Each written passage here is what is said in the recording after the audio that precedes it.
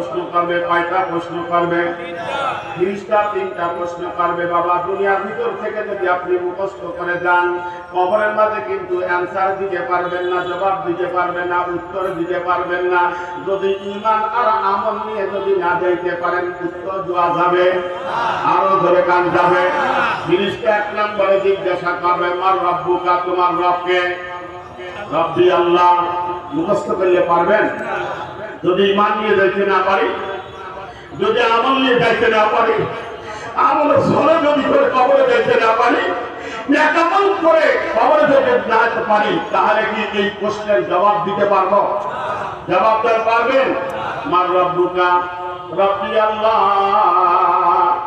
আমার দিনুকা, তোমার দিন কি? 2টা প্রশ্ন হয়ে গেল, দিন আর ইসলাম।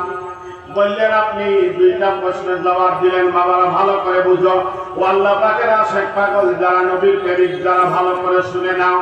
এ যুবকেরা যারা নবীর প্রেমিক হয়েছো, নবীর সিরাত সুরাত যারা মানো, ভালো করে শুনো। নবীর প্রেমিক যারা, 2 নাম্বার প্রশ্ন যখন ফেরেশতা করবে, মা হাযার রাজুলুল্লাযী বুইসা বিকুম, হাযা নিকাকে বুঝাইছে কাছে, আর জালিকা দূরে।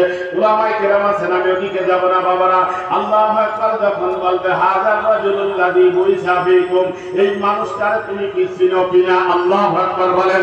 এ যুবকেরা, দুনিয়ার মধ্যে কত বড় কবর মধ্যে বসেছেন, কত মুশাহাদার মধ্যে বসেছেন। আল্লাহু আকবার। কতবার দুরূদ পড়তে পড়তে ঘুমাইছেন, রাত্রে বেলা দুরূদ পড়তে পড়তে ঘুমাইছেন নবীর দিদারের জন্য।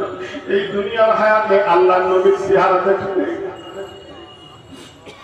যখন এই কথা বলবে, আল্লাহু আকবার, আল্লাহু আকবার, ওই বান্দা যদি নবীর আশিক হয় আর নবীর প্রেমিক হয়, বাবারা ভালো করে বুঝো, ওই বান্দা বলবে, আপনাই ফেরেশতা একটু দূরে সরে যান। কয় কেন? কয় 2টা প্রশ্নের জবাব তো আপনারা ঠিক ভাবে দিলাম। 2টা প্রশ্নের জবাব আপনারে ঠিক ভাবে দিলাম, 3 নাম্বার প্রশ্নের জবাব আমি একটু দেরিতে দিব, আপনি একটু সরে যান। কয় কেন? কয় জীবনে কোনোদিন ওই চেহারা দেখতে পাই নাই, সারা জিন্দেগি বলার চেষ্টা করে কোনোদিন এই চেহারা দেখতে পাই নাই, এটাই আমার প্রথম দিদার। আল্লাহু আকবার বলেন। এটাই প্রথম সাক্ষাৎ নবী আর উম্মতের মাঝে, এটাই প্রথম সাক্ষাৎ। ওই উম্মত বলবে, আমার একটু প্রাণ ভরে দেখতে দাও, আমার একটু আল্লাহু আকবার আত্মা তৃপ্তি করে আমার একটু দেখতে দাও, তারপরে আমি তোমার প্রশ্নের জবাব দিব। জোরে কান আলহামদুলিল্লাহ।